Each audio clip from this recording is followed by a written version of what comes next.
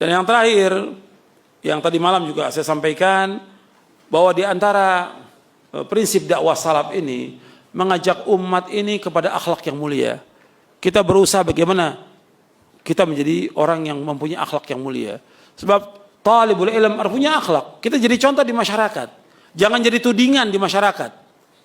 Kita jadi contoh kepada orang awam, kepada ahlul bid'ah, kepada keluarga kita dengan akhlak kita yang mulia, orang bisa ikut dakwah kita. Kita lihat Rasulullah SAW.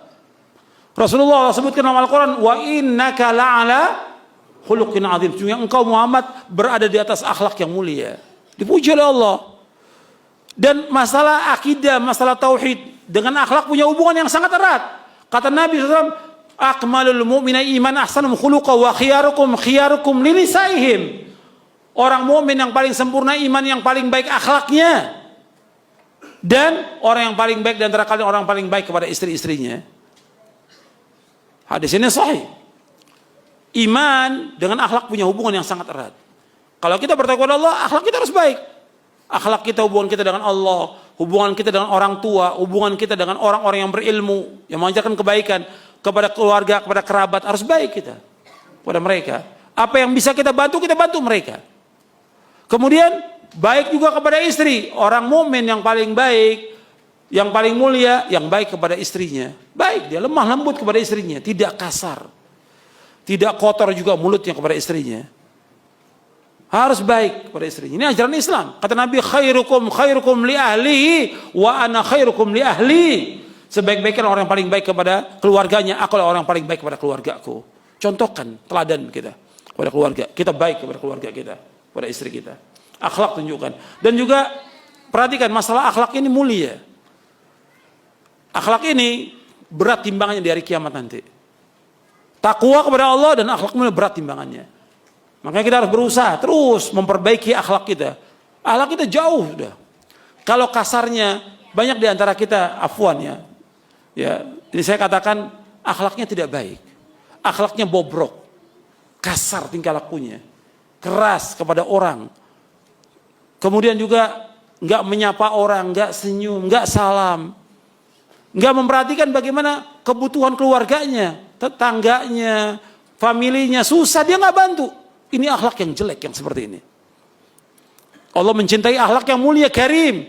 Innallaha ta'ala karimin yuhibbul karam wa ma'aliyal akhlak wa yubghidu sifsafa. Kata Nabi, Allah itu karim, mulia, dermawan. Allah cinta kepada orang yang dermawan. Allah cinta kepada akhlak yang mulia. Dan Allah benci kepada orang yang rendah akhlaknya. Tinggalkan tuh akhlak-akhlak yang jelek, yang kotor, yang gak beres. Itu muamalah kita yang gak bagus, tinggalkan semuanya. Kemudian tazkiyatun nufus. Kita juga harus berusaha bagaimana membersihkan hati kita. Tinggalkan hati kita ini, jangan sampai syirik, jangan sampai riya, jangan sampai sum'ah, jangan sampai sombong, jangan kita merasa tinggi daripada yang lain, merasa hebat, jangan. Tawadhu kita. Bersihkan hati kita. Dan doa kita kepada Allah, di antara doanya antum hafalkan, Allahumma inni a'udzubika minal ajzi wal kasal wal jubni wal bukhli wal harami wa adzabil qabr. Allahumma ati nafsi taqwaha wa zakkiha anta khairu man zakkaha anta waliyyu wa maulaha. Allahumma inni a'udzubika min ilmin la yanfa' wa min qalbin la yakhsha' wa min nafsin la tashba' wa min da'watin la yustajabu laha. Ya Allah, aku berlindung kepada Engkau dari sifat lemah, malas, pengecut, bakhil, pelit, dan dari umur pikun. Dan aku berlindung kepada Engkau dari azab kubur. Ya Allah, berikan kepada hatiku ketakwaannya. Bersihkan hatiku ya Allah, karena Engkaulah yang dapat membersihkannya. Engkaulah pelindungnya dan Engkaulah penolongnya. Ya Allah, aku berlindung pada Engkau dari ilmu yang tidak bermanfaat, dari hati yang tidak pernah khusyuk, dari nafsu yang tidak pernah puas, dan dari doa yang tidak dikabulkan. Hadis ini sahih, diriwayatkan oleh Imam Muslim dan Nasai. Antum bisa hafalkan nanti dari buku doa dan wirid, antum hafalkan. Ya, kita harus berusaha bagaimana kajian-kajian kita, dakwah kita membuat hati kita semakin hari semakin bersih, semakin baik, bukan semakin kotor dari omongannya, tingkah lakunya. Karena hati ini menunjukkan kalau hati kita baik, omongan kita baik. Kalau hati kita baik, tingkah laku kita juga baik, muamalah kita baik kepada orang lain. Coba kita perbaiki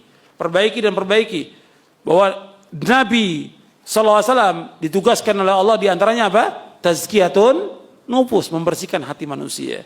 Mudah-mudahan dengan kajian ini bermanfaat untuk saya dan untuk antum sekalian dan untuk ikhwan dan akhwat dan semua yang mendengar dan melihat dakwah ini. Mudah-mudahan Allah memberikan hidayah kepada kita semuanya, menunjuki kita di atas siratal mustaqim, di atas Quran wa sunnah ala fahmi salaf, dan kita diberikan hidayah taufik untuk terus berjalan di atas manhaj yang hak ini, berpegang teguh di atas Islam dan sunnah ala fahmi salaf, dan mudah-mudahan kita diwafatkan di atas Islam dan sunnah dalam keadaan husnul khatimah. Wa sallallahu nabiyana Muhammadin sallallahu alaihi wa ala wasallam wa akhiru da'wana alhamdulillahi rabbil alamin.